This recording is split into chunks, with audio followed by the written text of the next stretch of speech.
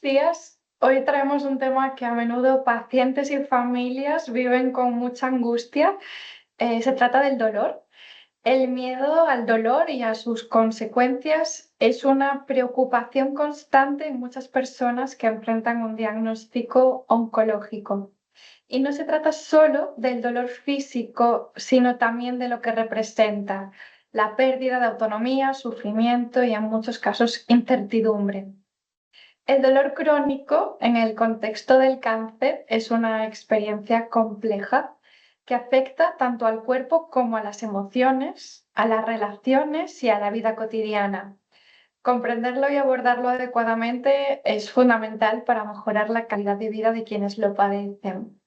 Para ayudarnos a reflexionar sobre este tema, hoy contamos con la presencia de Estefanía Romero, psicóloga general sanitaria y psicooncóloga, con amplia experiencia en el acompañamiento de personas con enfermedades crónicas.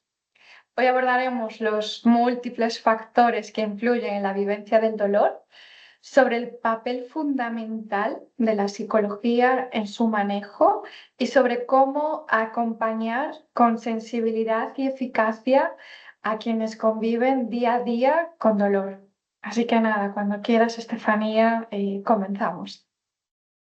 Buenos días a todos y a todas. Lo primero, agradecer a Sotrame por la invitación, que es un verdadero placer que hayan pensado en nosotros, en la Fundación Más que Ideas, para poder hacer esta sesión de dolor crónico en el proceso oncológico.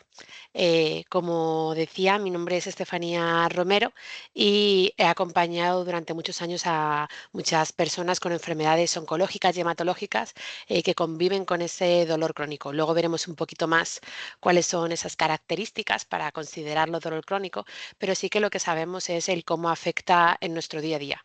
Es un tema difícil de tratar, es un tema complicado porque afecta directamente a la calidad de vida de quien lo sufre, a la rutina, a las relaciones personales. Y con esta charla, mi objetivo es poder proporcionaros información sobre el dolor, proporcionar información sobre cómo poder gestionarlo y una serie de pautas que podáis aplicar en vuestro día a día para así poder mejorar vuestro bienestar y, como decíamos antes, vuestra calidad de vida. Hoy lo que haremos será hacer ese recorrido desde la psicología, pero también viendo lo necesario de ese trabajo multidisciplinar con otras áreas, porque esto no se trata de elegir qué tipo de profesional es el más adecuado para el tratamiento del dolor, sino el darnos cuenta de cómo todos y todas podemos aportar para en equipo poder marcarnos ese mismo objetivo, que es el reducir el dolor, el aprender a vivir con él y una vez más, mejorar la calidad de vida, que ese es el objetivo principal cuando trabajamos con personas con cáncer y personas con enfermedades crónicas. Este va a ser el guión que sigamos. Vamos a comenzar con un pequeño marco conceptual para contextualizar qué es eso del dolor. Luego avanzaremos con cómo se evalúa el dolor, que muchos ya lo conoceréis y seguramente que os han hecho muchas preguntas y muchas escalas, pero es importante que sepamos cómo se evalúa y qué es lo importante que nos pregunten y que conozca pues el profesional sanitario, en este caso el psicooncólogo o psicooncóloga. ¿Cuáles son esos factores psicológicos que influyen en la experiencia del dolor? El conocernos también nos va a ayudar mucho en su manejo. ¿Cuáles son los objetivos que nos planteamos los psicólogos a la hora de abordar, de acompañar en consulta a un paciente con dolor crónico? ¿A qué es lo que podemos, en definitiva, ¿no? Aspirar? ¿Cuál es ese margen de mejora? Las intervenciones psicológicas basadas en la evidencia, por supuesto, más eficaces para este manejo del dolor crónico. Lo importante, que ya lo adelantaba hace unos minutos, del abordaje interdisciplinar. Y por último, pues unos recursos. Os he dejado 3 libros que a mí, como también paciente de dolor crónico, me han servido mucho, así que os los recomiendo tanto como profesional como de paciente a paciente. Para comenzar ese marco conceptual de dolor tenemos que tener en cuenta qué es lo que realmente significa el dolor. El dolor no es solamente una sensación física desagradable, el quedarnos solamente en eso es reducirlo a lo mínimo y no tener en cuenta otros factores que son muy importantes, porque es algo mucho más amplio y complejo. Incluye también esos pensamientos, emociones, relaciones sociales, incluso también nuestras propias creencias con respecto al dolor. El verlo de esta forma más amplia, lo que nos va a permitir es el poder intervenir de una forma más directa en su manejo y poner el foco en todos esos aspectos que trabajándolos nos va a ayudar a mejorar mucho su gestión y también, ojalá, no solamente trabajar esa aceptación del dolor, sino también el trabajar esa disminución de su intensidad y su frecuencia. Es muy importante que tengamos esta amplitud, esta visión global y para ello es muy importante el nombraros el modelo biopsicosocial del dolor. Este modelo es clave para integrar todo lo que es esa visión completa que desarrolló George Engel en 1977. Este modelo revolucionó la forma de entender la salud y la enfermedad porque ya únicamente no lo explicaba como algo físico o biológico, es decir, no solamente ponía el foco en cuál es esa causa, ese origen, qué es lo que no está funcionando, dónde está esa lesión que está produciendo ese dolor, sino que también se sale de lo bio y también entra en lo psicológico y lo social. Por tanto, Engel lo que propuso es que la experiencia del dolor está influida por una interacción en estos factores, una interacción dinámica de esos factores biológicos que ya hemos nombrado, pero también los psicológicos con esas emociones, pensamientos. Muy importante también las expectativas, dado que depende de las expectativas, también aparece la frustración. La frustración también favorece esa tensión, ese aumento del dolor. Luego veremos cómo se relaciona una cosa con la otra. Y luego también los aspectos sociales, que ya veremos cómo influye, ¿no? En el tener ese apoyo familiar, ese contexto social que sea protector, que nos ayude, que nos acompañe y que incluso también, ¿no? Nos supla en algunas de esas funciones que a veces de una forma más o menos temporal tenemos que dejar de ocupar por cuidarnos. Es muy importante que tengamos en cuenta que cada persona vive su dolor de forma única. Por eso todas las pautas que yo hoy compartiré con vosotros son pautas generales y se trata de que todo ello lo hagamos propio, que lo que nos funciona lo sigamos haciendo, que lo que no funciona, si ya lo hemos probado, ya nos hemos asesorado, que pasemos a otra cosa, a intentar otra cosa diferente, pero muy importante que nos demos esa oportunidad de poder mejorar y de poder pues vivir con el dolor de una forma pues mucho más llevadera de la que la estamos llevando a día de hoy. ¿Cuáles son los siguientes conceptos que tenemos que distinguir para entender ese marco conceptual del dolor? La diferencia entre dolor crónico y dolor agudo. Y eso es muy importante que lo tengamos presente y de hecho muchos y muchas identificaréis que alguna serie de quizá de comentarios o situaciones incómodas con falta de comprensión con personas del entorno se pueden deber a que no muchas personas saben esta diferencia. Y la diferencia principal está en la duración. El dolor agudo tiene una duración corta y el dolor crónico tiene una duración más larga de al menos 3 meses, ¿vale? El hecho de que digamos que un dolor es crónico no necesariamente quiere decir que es el dolor para el resto de nuestra vida, pero sí que es un dolor que va a acompañarnos de una forma prolongada y por tanto que tenemos que hacer este proceso que estamos acompañando hoy en esta charla de aprender a vivir con él y gestionarlo no desde lo inmediato, sino desde lo mantenido en el tiempo.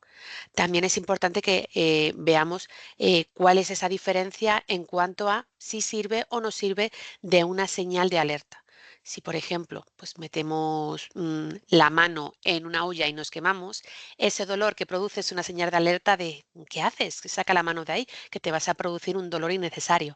Pero cuando tenemos un dolor que se mantiene en el tiempo, sepamos o no la causa, ya eso ya me adelanto al tercer punto, sepamos o no qué es lo que lo está produciendo, no nos está alertando de nada. Como mucho, si tenemos una pauta analgésica, algunas veces nos sirve de recordatorio de que ya toca la siguiente dosis de medicación. Pero a nivel de recordatorio como una señal de supervivencia, no. Ese dolor crónico es mantenido en el tiempo y no es igual que el dolor agudo. Como decía, es mucho más complejo el dolor crónico, esa causa es mucho más incierta de cuando es un dolor agudo que es muy específico y se sabe que es exactamente lo que lo está produciendo. Hemos distinguido entre dolor crónico y dolor agudo y es muy importante que distingamos también entre dolor y sufrimiento. ¿Por qué? Porque si no hacemos la distinción, podemos llegar a pensar que no podemos hacer nada por el dolor más allá que seguir las pautas que nos ha dado nuestro oncólogo, nuestro hematólogo y esperar a las próximas consultas, porque solo estamos atendiendo a la parte biológica de, bueno, pues yo estoy siguiendo lo que me han dicho, estoy tomando mi medicación y ya esa parte, ¿no?, biológica ya está siendo cubierta. Pero es importante que también atendamos a esa otra parte, la emocional, que es la que encontramos con esa definición de sufrimiento.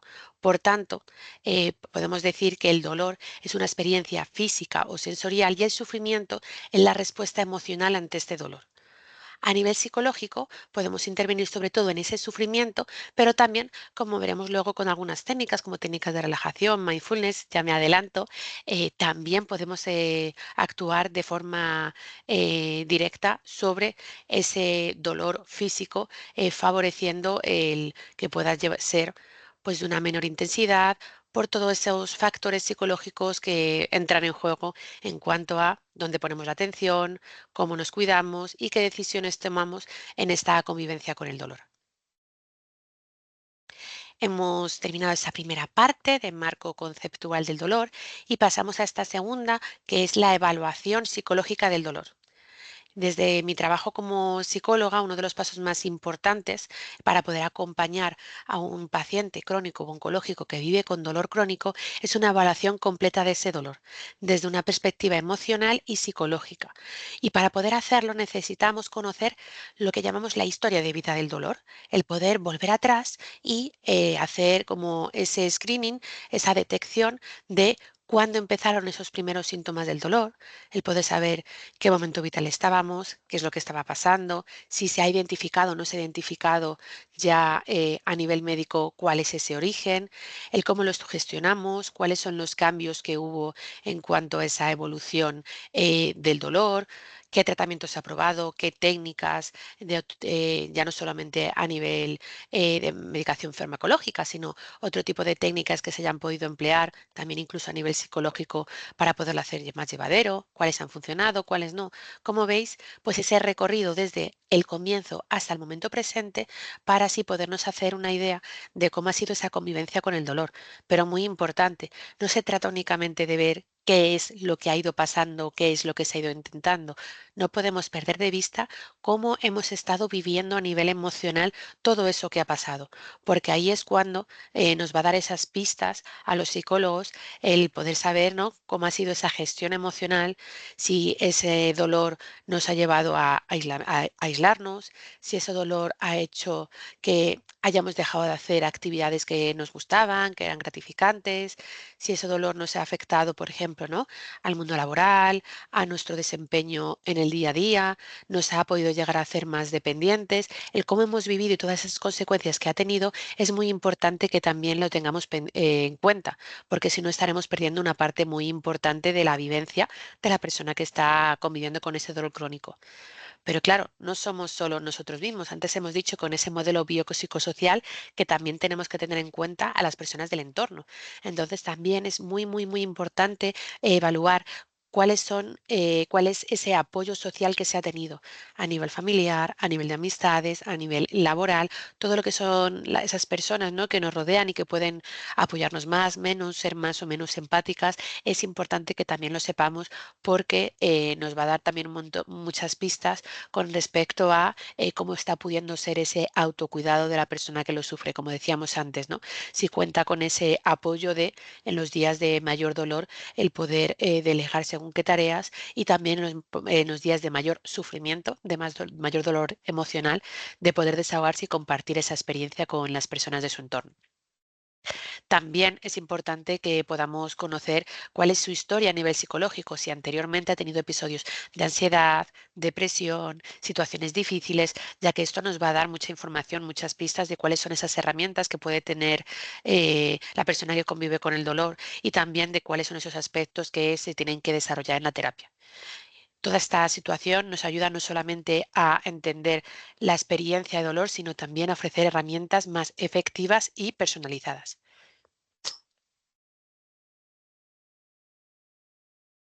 ¿Cuáles son esos factores psicológicos que influyen en el dolor? Nuestra mente tiene una capacidad sorprendente para influir en cómo percibimos el dolor y eso es importante que lo tengamos en cuenta. Dependiendo un poco de, como decíamos antes, de dónde ponemos el foco, si estamos constantemente centrados en el dolor, en la zona a la que nos duele, viendo si nos duele más, menos que ayer, pensando en cómo me dolerá mañana, en lo que podré o no podría hacer, todo el rato poniendo la atención allí, haciendo en definitiva el dolor el centro de nuestro día a día, de nuestra vida, ese dolor que experimentaremos aumentará mucho más, será muchísimo más intensa. Pero es que también sí, a la hora de relacionarnos con ese dolor, no lo hacemos a través de la ansiedad y el miedo, si son las emociones que pues nos surgen, que nos desencadenan cuando sentimos el dolor, sabemos que también pues esa ansiedad con esa anticipación negativa, como decíamos, de nos va a doler más, cuánto nos dolerá, esto va a ir a peor, todos esos mensajes que nos transmitimos con respecto a futuro, con un futuro adelantándolo, ¿no? En negativo, de forma catastrófica, eso va aumentar y va a intensificar notablemente la experiencia del dolor. Es como si nuestro cuerpo amplificara esas señales de dolor y haciéndola mucho más difícil de sobrellevar, porque se nos une el dolor del presente con ese dolor del pasado al que estamos también prestando atención, pero aún más ese dolor del futuro si sentimos ¿no? esa desesperanza en cuanto a que este diagnóstico de dolor crónico, que como hemos visto, significa que durará más de 3 meses, pero no necesariamente para toda la vida, o si sí que va a durar de ahora en adelante, no tiene por qué hacerlo con la intensidad y con la frecuencia con la que tenemos en el momento presente, si lo anticipamos, eso nos va a hacer la experiencia muchísimo más difícil. De igual modo que emociones, pues como decíamos, ¿no? Esa desesperanza, sintomatología depresiva, también van a aumentar esa percepción del dolor, porque entramos en un círculo vicioso, porque la tristeza nos hace, como decíamos, focalizar mucho más en esa experiencia dolorosa y nos es muy difícil el poder alejarnos de ello y poder centrarnos en todo lo que podemos hacer a pesar del dolor, las cosas que tenemos que adaptar para poder seguirlas haciendo a pesar del dolor. Ese a pesar del dolor no se introduce en nuestro vocabulario, en nuestro pensamiento, sino que nos da esa sensación, nuestra realidad a nivel interno es que el dolor lo ha parado todo y que no vamos a poder hacer ninguna de esas cosas que pensábamos que nos resultaban gratificantes y en las que centrábamos lo que era nuestro disfrute y esas emociones agradables con las que nos gustaría volver a conectar. Es importante que no evitemos, que no lo neguemos, que no tratemos de ignorarlo, el dolor, porque no va a hacer que desaparezca y al contrario, eso van a ser emociones que contengamos, que no vamos a poder gestionar adecuadamente y por tanto que no nos estemos dando la oportunidad de poder expresar y de poder soltar todas esas emociones que tanto están intensificando esa experiencia dolorosa. También es muy importante que tengamos presente ese impacto del dolor en la identidad, porque si nuestra identidad está fijada en lo que nos gusta, lo que hacemos, quiénes somos en el entorno laboral, en la vida de nuestra familia, de las personas que nos rodean, y muchas de esas cosas han tenido que ver paradas o modificadas, esa identidad de cómo nos vemos y cómo nos ven los demás se puede ver también modificado. Y es importante que reconozcamos cuando esto nos está ocurriendo para así que esos roles, esos cambios, esas tareas que hemos tenido quizá que delegar, pues se pueda gestionar ese malestar emocional que nos produce la identidad y con esos, a la hora de identificar estos factores psicológicos, en definitiva estamos haciendo como una especie de lista, un checklist de identificar de qué manera nos está afectando el dolor para cuando comencemos ese acompañamiento psicológico, pues el profesional tenga pues una información muchísimo más amplia. Pero también el hecho de el ser conscientes y el poder reflexionar ahora conmigo, espero que también nos ayude a no sentirnos extraños, raros, si nos sentimos identificados con cualquiera de estos puntos, porque todo esto que en esta diapositiva se detalla en la experiencia normal de quien tiene que convivir con un dolor crónico y todavía no ha recibido ese apoyo psicológico, esas pautas que le ayuden a gestionarlo de la mejor manera posible. Uy, me salto una. En cuanto a esos factores psicológicos que influyen, vamos a distinguir en dos categorías. Primero vamos a hablar de los factores de vulnerabilidad y luego de los factores protectores, ¿vale? Esos son factores los factores de vulnerabilidad que no son factores que hemos elegido nosotros, simplemente que nos han venido dados por nuestra experiencia vital, por nuestra situación, y que el hecho de identificarlos nos hace más vulnerables a esa experiencia del dolor y dificultan más su gestión. ¿Para qué nos puede servir el conocernos? Para que si sentimos que tenemos uno, dos o más de estos factores, que también podamos tener un poco ahí como esa alarmita de que si sentimos que nos está costando mucho el poder gestionar el dolor con el que convivimos, que lo entendamos en el contexto de es que tengo estos factores que están influyendo negativamente en las herramientas, la capacidad que yo tengo para poder hacerle frente, y sería un motivo más para poder solicitar ese apoyo psicológico, que no hay ningún problema, no dice nada malo de nosotros en hacerlo, sino todo lo contrario. Cuando hay algo que no sabemos gestionar, que no sabemos afrontar de la mejor manera, la mejor decisión es pedir ayuda. ¿Cuáles serían estos cuatro factores de vulnerabilidad que aquí os detallo? Lo primero es experiencias previas de trauma o estrés intensos. Si hemos vivido situaciones traumáticas muy difíciles en el pasado, eso nos puede hacer más sensibles y reactivos al dolor y reactivos también a ese sufrimiento, a ese dolor emocional que acompaña el dolor.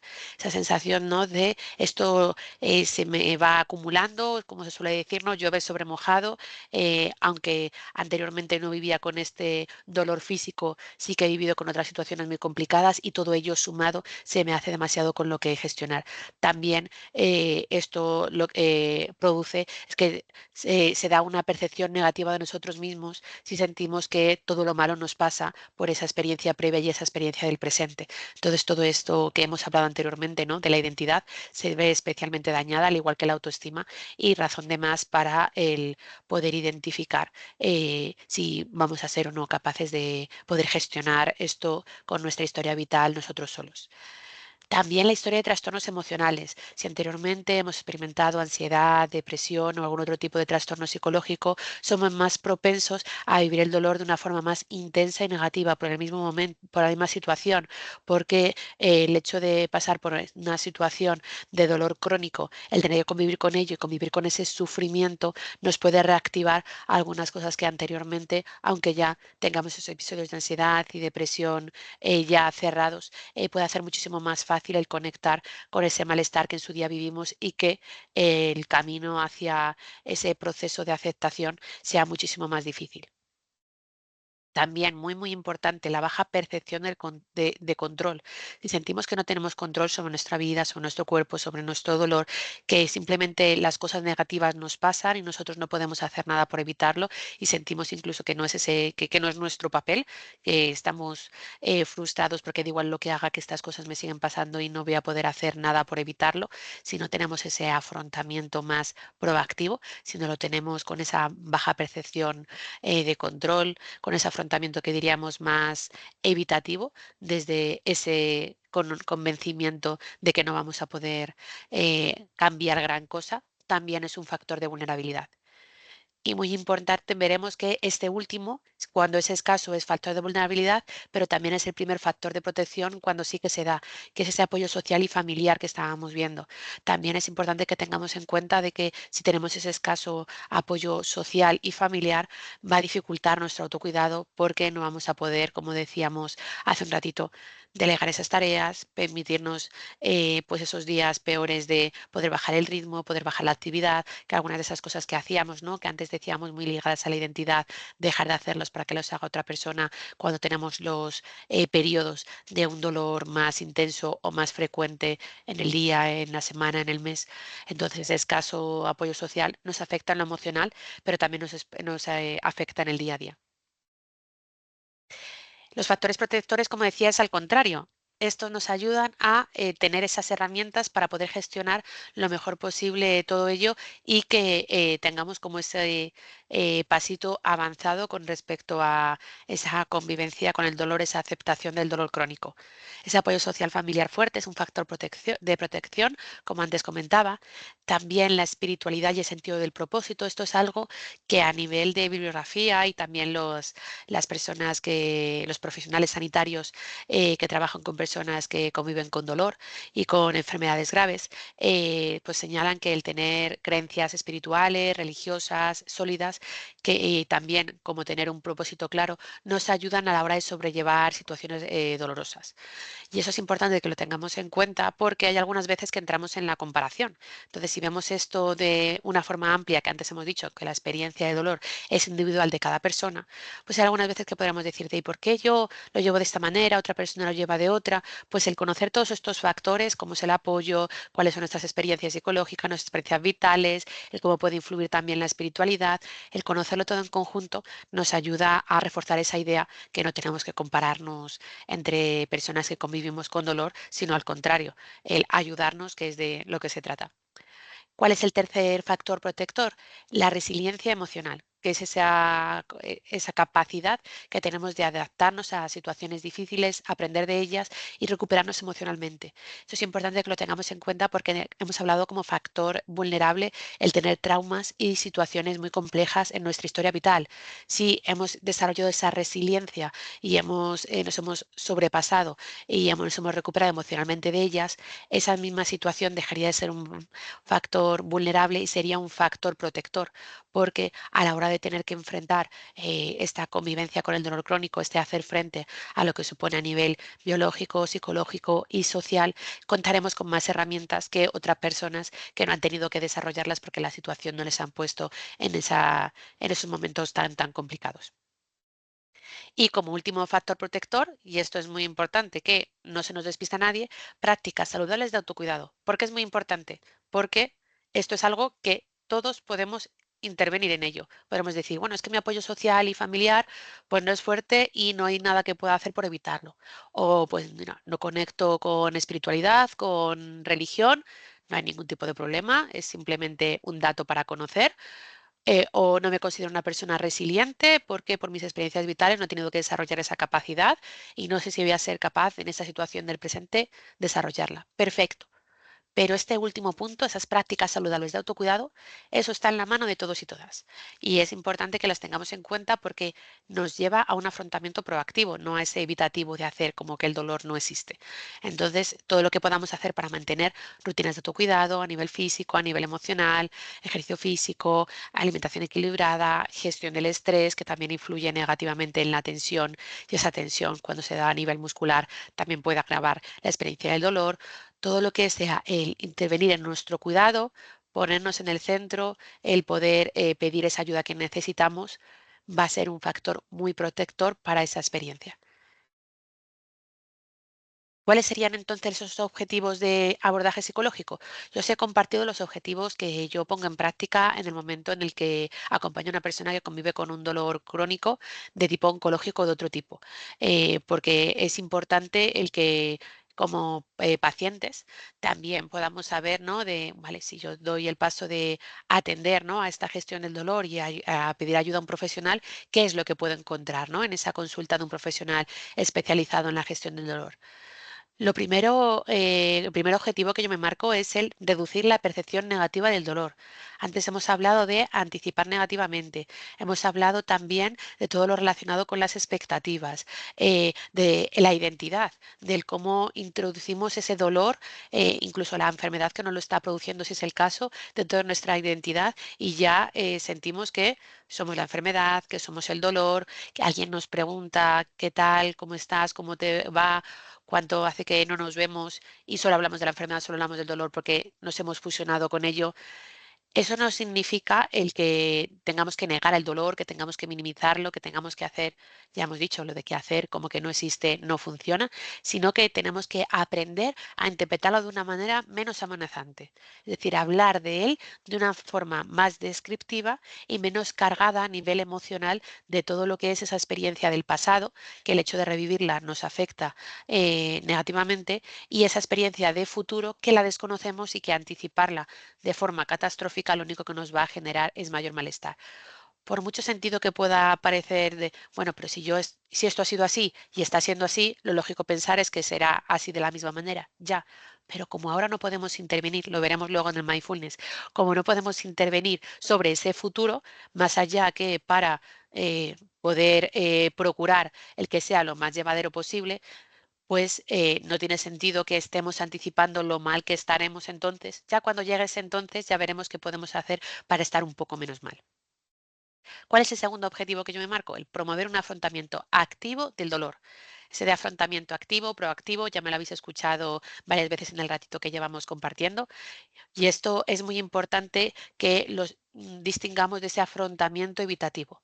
¿Qué es lo que ocurre? Que cuando convivimos con el dolor, tenemos una experiencia del dolor, con el dolor, hagamos lo que hagamos, es algo que es constante en nuestra vida, muchas veces podemos tomar decisiones procurando que el dolor sea lo mínimo posible. Es decir, no sumar ningún puntito a esa experiencia de dolor. Si yo vivo con un dolor nivel 4, 5, 6 sobre 10 en mi día a día sin que haga nada diferente a manejarme con las actividades básicas de la vida diaria, puedo decir de, bueno, pues tengo que controlar muy mucho el no salirme de ese 4, 5, 6 porque si no a nada me planto en un 8 y fíjate qué mal rato. Pero claro, eso lo que nos lleva es a evitar muchas experiencias, a evitar actividades por el miedo a empeorar, por el miedo a lesionarnos, el probar cosas nuevas por si eso nos puede venir peor, el no querer, no hacer nada que nos pueda fatigar, que nos pueda agotar por si eso empeora el dolor. En definitiva, estamos viviendo por y para el dolor. Estamos organizando nuestro día a día conforme al dolor en vez de hacer que el dolor tenga un papel, un lugar en lo que es nuestro día a día de manera que lo podamos hacer lo más llevadero posible. Es decir, estamos poniendo el dolor en el centro en vez de ponernos nosotros y el dolor a nuestro lado como algo que nos acompaña pero que no nos define.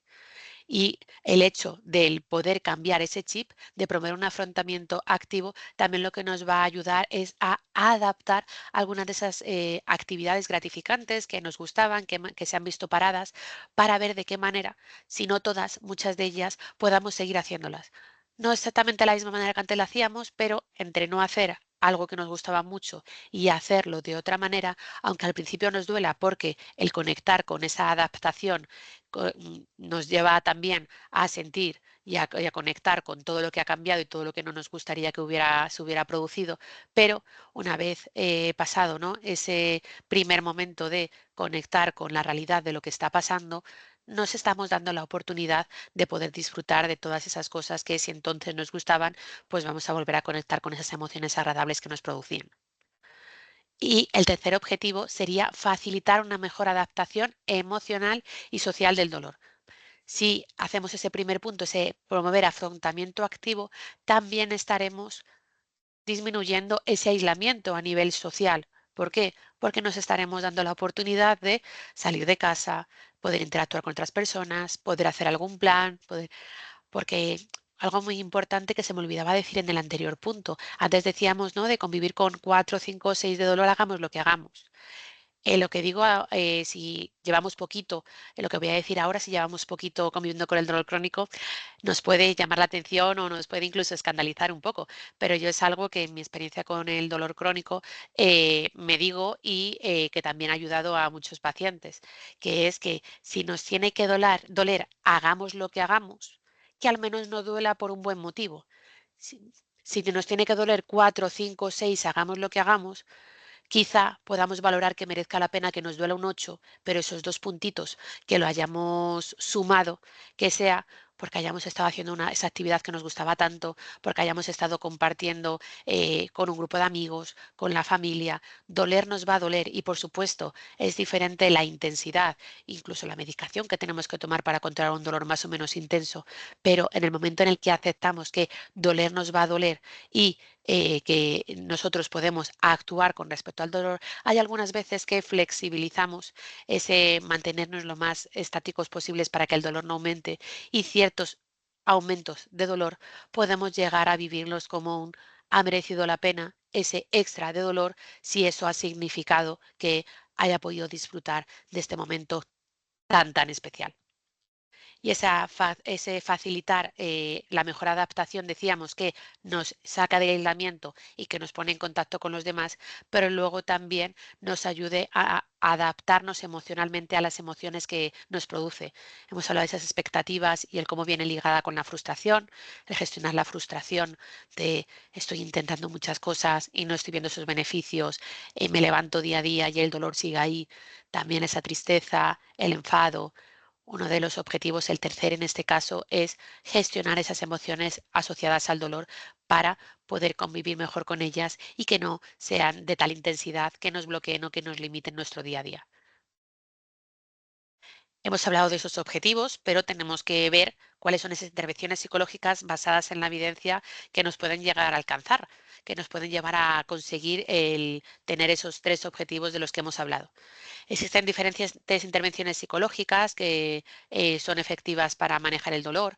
Dependiendo del profesional de la psicología, pues puede estar especializado en una, en otras o en varias. Y es importante que conozcamos, ¿no?, cuáles son esas técnicas, esas corrientes de la psicología más efectivas para así a la hora de buscar ese profesional que sepamos que estamos optando por una buena opción. La primera, la psicoeducación. Aquí veis todas, les voy a ir nombrando una a una. La psicoeducación, esto no es un tipo de psicología que podemos decir como tal, sino es algo que es común a todas, es el por dónde empezar a intervenir con respecto al dolor. Porque para intervenir con el dolor es importante conocerlo.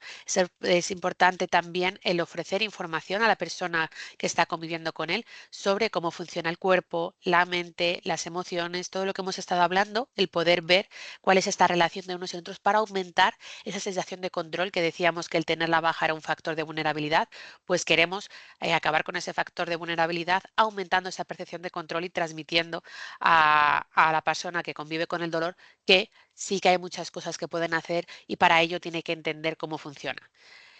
¿Cómo lo podemos hacer? Lo podemos hacer con diferentes técnicas. Os he dejado algunas que utilizamos muchas veces los psicólogos. La primera es un diario del dolor. Esto nos puede ayudar tanto a nivel psicológico como luego también nos puede ayudar esa misma información que una vez que lo hacemos una vez ya lo tenemos ahí registrado a la hora de prepararnos las consultas médicas y estamos siendo monitoreados, ¿no?, para ese dolor, para poder tratarlo de una forma lo más completa posible para disminuir al máximo su experiencia, su intensidad. Todo eso que anotemos también nos puede venir bien con el consulta del especialista. Necesitamos registrar con este diario del dolor, con la frecuencia en la que nos sintamos cómodos, si es diariamente, diariamente, cada 2 días, cada semana a modo de resumen. Sí que lo que se recomienda es que sea lo más cercano en el tiempo a la experiencia para así que sea realista y que no sea una interpretación de lo que vivimos. ¿Cuáles son esa experiencia de dolor a nivel de la intensidad, la duración, las emociones asociadas, qué es lo que estábamos haciendo cuando ocurrió y también qué es lo que hicimos después? Porque es importante que registremos, que focalicemos la atención en esas actividades realizadas durante todo el día, porque nos van a dar mucha información de cómo estamos manejando el dolor, cómo nos está limitando.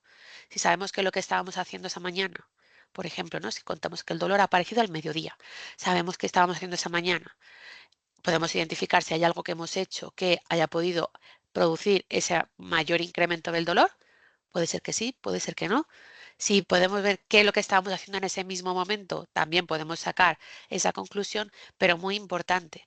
Si sabemos, si registramos qué es lo que hacemos durante el momento en el que estamos con el dolor y después, ahí es cuando está la información verdaderamente importante para poder detectar si lo que estamos haciendo durante el tiempo que tenemos dolor es algo que nos ayuda o nos perjudica, ¿vale? Según qué tipo de dolor, le puede venir mejor el reposo, puede venir mejor alguna actividad débil o moderada. Bueno, esa es información que necesitamos saber. Y también después, para saber cómo nos afecta a nivel físico, pero sobre todo a nivel emocional. Si después de haber tenido un momento del que hemos conseguido recuperarnos de dolor físico, eso nos deja con un sufrimiento a nivel emocional tan intenso por haber vivido esa experiencia que ya el resto del día no podemos continuar y, y tenemos que parar todo lo que teníamos programado, también es información que tenemos para poder trabajar todo eso en la terapia, en la consulta. La identificación de pensamientos automáticos, también cómo nos hablamos, qué es lo que nos decimos, esto nunca va a mejorar, no puedo soportarlo más, esto va a ser siempre así, no sirve de nada lo que haga. Si identificamos esos pensamientos, los podemos cambiar por otros que nos ayuden, que nos motiven, que nos refuercen y sobre todo que dejen de meternos en ese bucle en el que de tristeza y de mayor intensidad del dolor en la que nos meten. Y luego la visualización de la información. Si lo necesitáis, pedirle a vuestro profesional sanitario, bien sea el psicólogo especializado en dolor, bien sea el especialista, que toda esta relación que hemos visto de cuerpo, mente, emociones, el cómo funcionan esos mecanismos a nivel de dolor, que nos lo dibuje, que nos lo explique, porque todo lo que nos explican a nivel visual es muchísimo más sencillo de gestionar y que toda la información también que vayamos trabajando en las diferentes consultas, todo lo que nos apoyemos a folletos, todo lo que tomemos nota y que lo tengamos ahí escrito con las diferentes pautas. Lo visual también es mucho más potente y nos ayuda cuando la capacidad cognitiva se puede ver un poco mermada en los momentos de dolor más intenso. Sigo pasando por las diferentes técnicas. La terapia cognitiva conductual es un tipo de terapia que es de evidencia para la gestión del dolor y lo que trabaja es esa relación entre pensamientos, emociones, conductas, como decíamos antes, con ese diario y con esa identificación de los pensamientos automáticos, ya es después de ese primer paso que hemos dicho, que es ese comienzo de cualquier tipo de terapia, si optamos por la terapia conductivo-conductual, esa información que hemos obtenido en la identificación de los pensamientos en ese diario nos va a ayudar para cambiar esos pensamientos que decíamos negativos o poco útiles por otros que sí que nos ayuden. Y eso lo vamos a hacer con técnicas como la reestructuración cognitiva. El cambiar, por ejemplo, este dolor arruina mi vida o va a arruinar mi vida por hoy tengo dolor, pero puedo hacer actividades que aún disfruto, hoy tengo dolor, voy a ver qué cambios, qué adaptaciones tengo que hacer para que sea lo más llevadero posible, como vemos, cambiando a la actividad, a la proactividad, a ese aumento de la sensación de control. La planificación gradual de actividades es muy importante. Cuando tenemos un dolor crónico, cuando vivimos con dolor, sobre todo si es un dolor intenso, no vamos a tener ganas, como decíamos antes, de hacer nada que sintamos que puede aumentar ese dolor. Entonces es importante que identifiquemos actividades que nos gustan, que nos gustaban, que sean fáciles de llevar y que nos organicemos ese calendario, esa agenda para tener esas cositas que hacer en el día a día que nos resultan sencillas, que nos motiven y que nos hagan también recuperar esa sensación de logro de tengo el dolor, pero he sido capaz de leerme 3 capítulos de este libro. Tengo dolor, pero he sido capaz de bajar a comprar el pan. Tengo dolor y he podido hacer los ejercicios de estiramiento que me han dicho, a lo mejor si no los hemos hecho tal cual o con todas las repeticiones que nos dan, pero menos es nada. Que nos pongamos esos objetivos, esos logros también para aumentar todo lo relacionado con la autoestima. Y el último ejemplo que os quiero poner de terapia cognitivo-conductual es las técnicas de distracción y de actividad. Esto está relacionado y mucho con lo anterior. Decíamos hace unas diapositivas que donde pongamos el foco es muy importante y que si focalizamos en el dolor, si el dolor es el centro de nuestra vida, ese dolor va a ser muchísimo más intenso. Entonces es importante que tengamos identificadas cuáles son esas actividades que nos pueden ayudar, que nos pueden distraer para cuando tengamos esos momentos de focalizar más en el dolor, de conectar más con esas rumiaciones, con esos pensamientos sobre el pasado, sobre el futuro y con toda esa angustia que nos produce, que podamos rescatarnos de esa lista de actividades distractoras, cuál podemos hacer en ese momento, como puede ser escuchar música, pintar, leer algo, llamar a algún amigo o alguna amiga para cambiar el foco dejar de centrarnos en el dolor, que nada nos va a ayudar, y vamos a centrarnos en alguna otra cosa que nos sirve de distracción, pero que además nos puede hacer sentir bien. Otro tipo de terapia, de técnica psicológica que nos puede ayudar es el mindfulness o la atención plena, que es básicamente centrarnos en el momento presente con una actitud de no juzgar, de aceptación, de simplemente estar abiertos a lo que aparece y gestionarlo de la mejor manera posible, centrarnos en ese momento presente. Lo podemos hacer mediante la respiración consciente, centrándonos en cómo entra y cómo sale el aire, en un escaneo corporal, recorriendo mentalmente nuestro cuerpo de los pies a la cabeza o de la cabeza a los pies, cada una de las zonas que tenemos en nuestro cuerpo, puede llevar la atención, la respiración. Podéis encontrar en internet, en YouTube, un montón de vídeos de esta técnica de escaneo corporal, también de respiración consciente de mindfulness, que os puede ser de ayuda. Muy importante si estamos empezando y es la primera vez que realizamos esta técnica de escaneo corporal. Yo recomiendo que las primeras veces, si tenemos un área muy concreta que es el centro de nuestro dolor, que es problemática, que a lo mejor ha podido sufrir modificaciones por cirugías, por tratamientos, que las primeras veces, hasta que nos familiaricemos con la técnica, que nos saltemos esa parte y cuando ya veamos cómo nos hace sentir y podamos ver esos beneficios a nivel, ¿no?, de relajación, de alivio de la tensión, con otras zonas del cuerpo que no se nos hacen mucho más fáciles de focalizar, pues que ya poquito a poco nos vayamos acercando a esa zona más complicada de una forma más amable y con mayor seguridad de que este esfuerzo que vamos a hacer va a merecer la pena, sobre todo para que no nos genere rechazo la técnica y que no perdamos la oportunidad de disfrutar de sus beneficios. Pero muy importante es que no tenemos que sentarnos en un cojín, en un sillón, estar 20 o 30 minutos con la mente en blanco, como se suele decir, que eso ya os digo que no es posible, centrados en la respiración, que hay personas que dicen, es que yo no tengo 20 minutos, no tengo 30 minutos, ya bueno, pero ¿a que te duchas todos los días? Pues si te duchas todos los días, podemos centrar la atención en el momento de la ducha, las acciones físicas, cuando nos enjabonamos, cuando cae el agua, y estar centrado en el momento presente en vez de dándole vueltas a lo que ha pasado o las cosas que tenemos que hacer mientras comemos, mientras sacamos al perro si lo tenemos o vamos al parque con nuestros hijos si es el caso. Podemos estar centrados en el momento presente y eso ya es mindfulness y eso ya nos ayuda porque nos aleja la mente del dolor. Nos quedan ya poquitas diapositivas.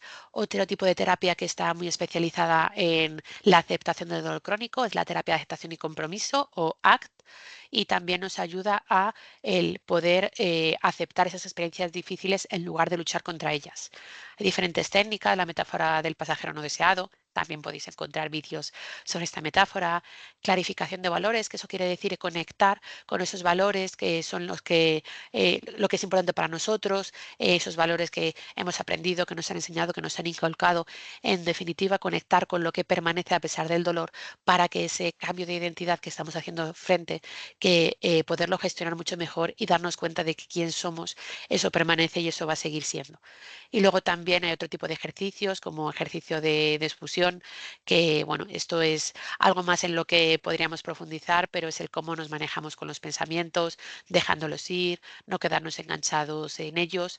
Esto es algo que también se aprende dentro de este proceso de terapia ACT.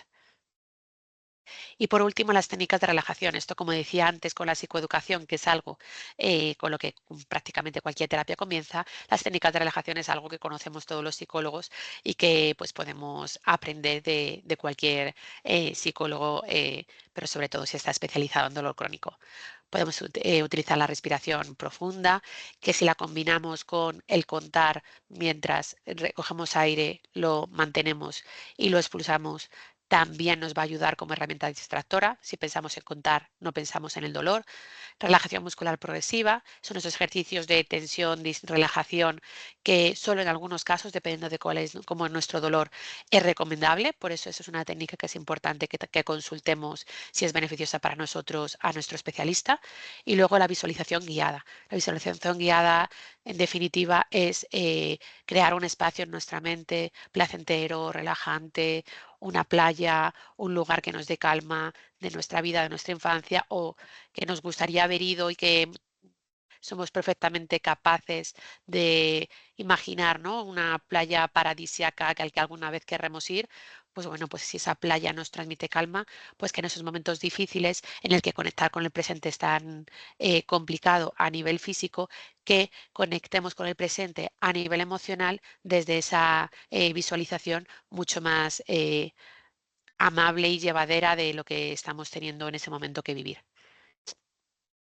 Y por último, recordaros que es muy importante intervenir con el entorno familiar, el dejarnos ayudar, el pedir lo que necesitamos porque no lo van a adivinar. Y si somos pareja, familiares, amigos, quienes estamos viendo este seminario, que sepamos que ese duelo por la pérdida de la salud que pasamos las personas que conviven con dolor crónico, eso es algo que también afecta a las personas del entorno. Entonces también es importante el que sepáis que podéis pedir apoyo psicológico aunque no seáis la persona que vive con dolor físico, porque ese sufrimiento también se vive las personas que lo rodean. Es muy importante el abordaje multidisciplinar. Antes decíamos cuando hacía la introducción, cuando me presentaba, que no se trata de elegir cuál es el profesional que más me ayuda, sino el conocer todos los que podemos trabajar en equipo para poder cumplir ese objetivo de ayudarte a aceptar este dolor crónico y ayudarte a manejarlo, tratando de disminuir su intensidad, su frecuencia y también esa duración.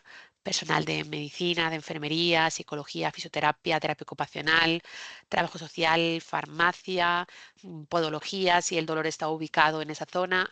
Seguro que me dejo más compañeros y compañeras, por eso los puntos suspensivos, pero que tengamos, ¿no?, esa mirada amplia de esto es algo multidimensional, es un abordaje que tiene que ser interdisciplinar, y cuantos más palos toquemos, pues más estaremos trabajando en el dolor desde diferentes perspectivas.